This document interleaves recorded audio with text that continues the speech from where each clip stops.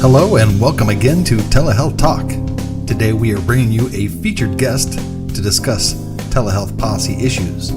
This Telehealth Talk occurred at the South Central Telehealth Forum in Nashville, Tennessee, which took place in August 2016. Our guest is Mario Gutierrez, who is the Executive Director of the Center for Connected Health Policy in Sacramento, California.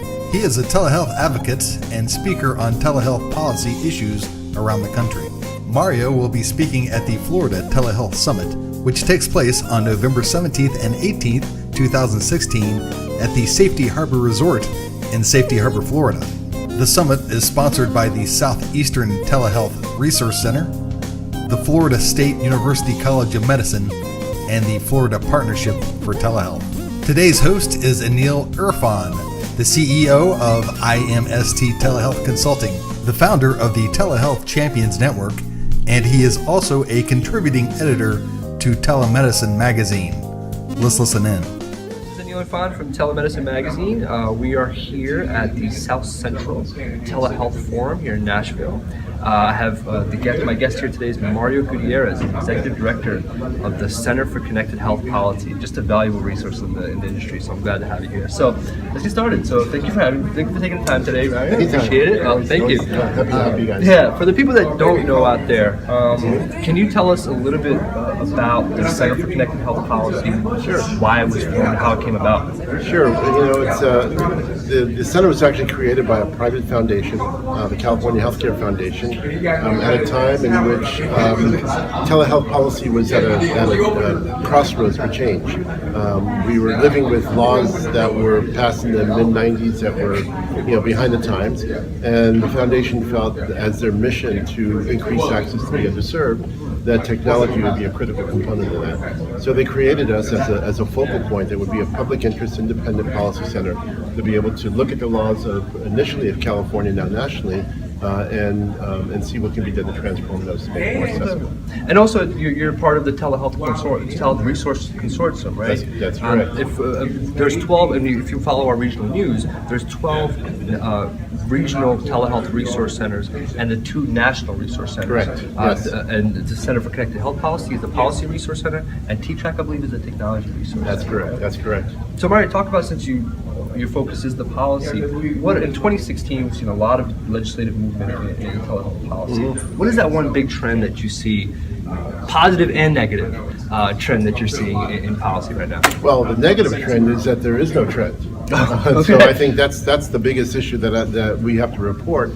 We've been analyzing the policies of every state according to 11 different categories, everything from how they defined it, telemedicine and telehealth, do they reimburse for anything besides live video, and various other categories such as online prescribing, cross-state licensing, etc. And it's really sad to say, even though we put a lot of effort to try to educate policymakers and legislators around the country, that there has not been any kind of movement to really take a comprehensive approach to changing laws. There are a few exceptions. California, we were instrumental in transforming California's laws in 2011. Mm-hmm. So it was a major makeover of all the legislation. It's made a huge difference in our state. Mm-hmm. That kind of set this as a model for other states, and we've seen Mississippi, just recently Hawaii has made a dramatic change, looking at things more comprehensively. But by and large, what we see is the changes are very small, incremental. And I think it's the fear of adding any new service for reimbursement. So the most common pieces of legislation have been around the private parity law, yes, to encourage not only encourage, but to mandate private payers to treat telehealth on the same basis as they do in-person care. But even there, it's a little tricky because they don't mandate payment. Yes, and to comment on that, to reference New York, right? We just passed some payment parity, and a insurance provider decided to reimburse only 50%. So how do we kind of avoid those type of payment parity laws? We want parity, but we want a certain parity that insurance companies maybe can't move around. You want parity certainly for live video. Okay. When it comes to store and forward, it's a little tricky because it's you're doing things in a much more efficient way. So you don't have the same overhead. You don't have to keep your office open with nurses and receptionists and all that stuff. basically is the dermatologist with a camera and the internet being able to provide very efficient reviews. So I think you have to be very careful even in that context. But generally speaking, I think that if a provider is taking his or her time to provide an expert diagnosis and treatment for a patient, whether it's done virtually through a screen like this or done in person, it's the same effect. And it should be reimbursed at the same level. So to switch gears on the federal level, and I've dwelled into this a lot in the last issue, the Connect for Health Act. It's a bill that has gotten a lot of bipartisan support, as you know, introduced by Senator Schatz out of Hawaii.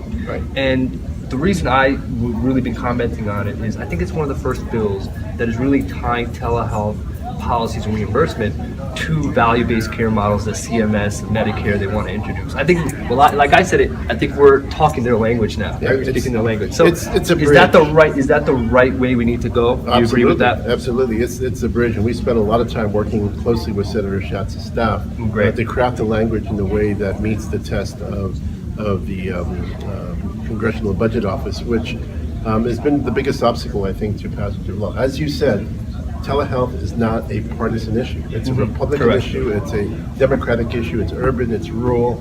And so to the extent that there is broad-based support for reform of telehealth laws, the obstacle that we face is the requirement that the CBO score what the impact is going to be on increasing the budget or saving money. And unfortunately, as Congresswoman Black mentioned yesterday in our panel, the CBO only looks at the score based on a passive score. So what is the additive effect of including these new technologies to the budget, without even considering the more common sense approach, which is what they call the dynamic or proactive approach of what are the avoidance of costs that we would incur by using telehealth. Prevention care, keeping people out of expensive facilities, aging in place, the efficiencies that you gain from store and forward as opposed to having to go to a specialist. All of these are factors that can be counted. I mean, the study that I highlighted today shows that a JAMA study that on average it costs an individual consumer $42 is wasted every time that they go to a provider in person, where you can do it, virtually. And you factor in travel. There's so many different factors. In rural areas. And in incorporating that, but those are the outcomes, and that's what we need to show. That's right. Continue to go that value base. Now, there was in the session yesterday, there was an interesting piece about unexpected organizations now having an effect on policies, like the Federal Trade Commission and things like that. So talk about some of those organizations that all of a sudden you see now that maybe didn't expect being involved in telehealth policy is now taking a, we spend so much of our time focused on CMS and Congress, but in fact, other agencies in the federal government have taken, a closer look. So for example, the federal the FDA, the Federal Drug Enforcement, FDA, whatever it stands for, they now monitor issues related to restraint of trade, and so they have ruled in the case of a company that was providing dental teeth whitening. They weren't dentists that were doing it; they were cosmetologists, and so they were challenged by the dental society, saying they're practicing dentistry without a license. What the FDA came back to say is, well, you're a self-dealing board here because you're composed all of the same active dentists in practice, so you're restraining trade from others. So it really is going to change the way other boards are operating, so that they include consumers and other entities that can help inform. And I think that's going to have a chilling effect, particularly on medical boards in the future. And that's the aspect of medical boards have really taken a stance and kind of getting involved in it.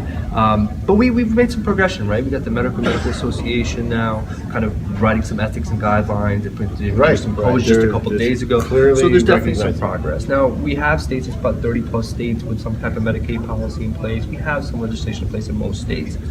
Talk to me about, and it's hitting home with Florida. We've talked about that, right? That's right. For states that are now just getting into that process, getting that parity, which is the number one thing. What are some things that give me one thing that really need to, and maybe it's the language that we talked about earlier. One thing that we need to make sure of when we get this payment statute and this parity passed, and we sit down at the legislative table. So give me just one thing. Is that language that Making sure that it's clear that I've seen a lot of bills that try to get a parity, but then they add a lot of clauses like subject to the conditions of the contract or the plan, and so I think it's really important to be very clear. Not just because, as we know, getting a law passed is just the first step. Correct. It's who writes the regulations Correct. and how the regulations get passed that really make the biggest difference. Correct. And so I think that's an important consideration as we move forward in this process. I think the other thing, on a broader sense for Florida, is to look at the example of Hawaii that went through. They had some of the most outdated laws related to telehealth. Now imagine Hawaii is a state composed of 6 islands, in which to get specialty care in one island, you have to get on a plane and fly to the other island. So telehealth makes the most sense for a state like that.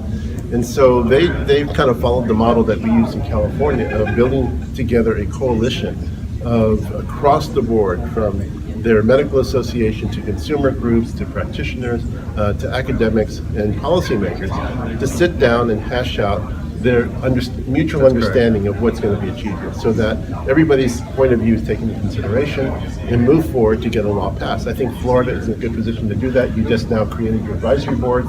I think you have some momentum to move in that direction. And for a long time coming, 5 years in the making, right? And for people that don't know, Florida was a pioneer in telemedicine space center, and we've had some hiccups, but I think the study that we're doing in the council, we do have some momentum going forward, and we'll step in the right direction. So talk about big picture, right? 5-10 years, a lot of these policy things are going to be hashed out. What does the policy center do then?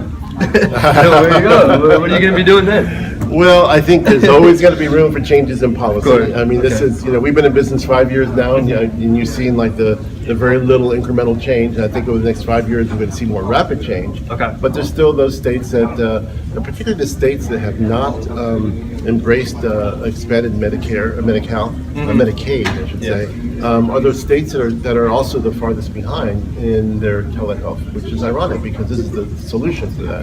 So I think there's going to be room for that. I think also the technology is changing so rapidly that even the laws that are passed today, we're going to have to consider how the technology is going to impact them later on.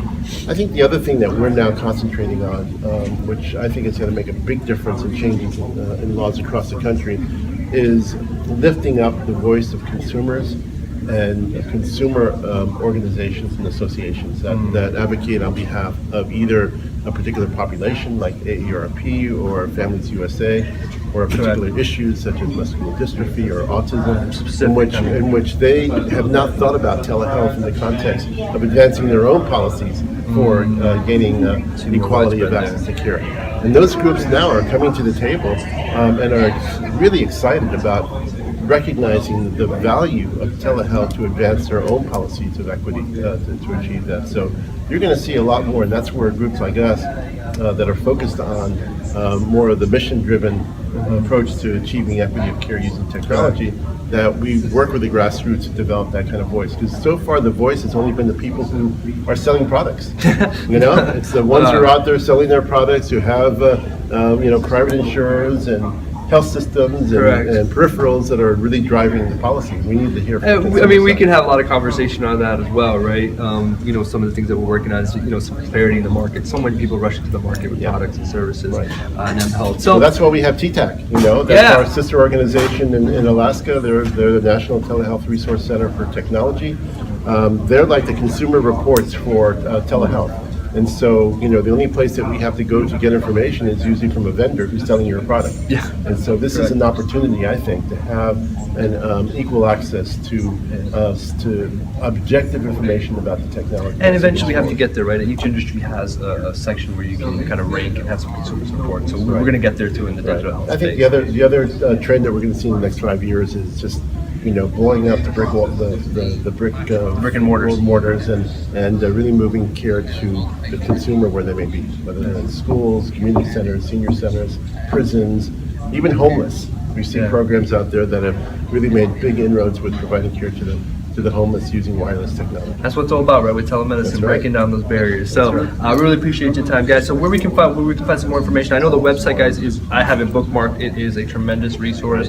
Give them the website. It's www.cchpca.org, and it's the most comprehensive, easy-to-use website in the country related to telehealth. So please use it. We're a public service funded by the federal and state governments and private foundations. So good luck, and please use this in any way possible. Yeah. Well, thank you guys for joining in. We appreciate it.